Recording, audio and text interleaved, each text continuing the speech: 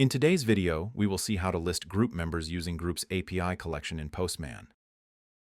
To complete this tutorial, you will need an Okta tenant and the Postman API platform. It is recommended to try those steps in a test environment first. Let's get started. First, navigate to the Okta Postman collection page and click the Run in Postman button next to the Groups collection. This will open Postman and ask which workspace to import the collection to. Choose a workspace and click the Import button. After the import, the Group's API collection should appear in the left sidebar of the Postman app.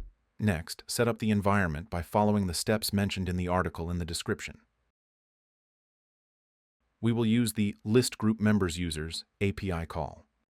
Prepare the List Group Members API call by copy-pasting the group ID from the Okta admin console.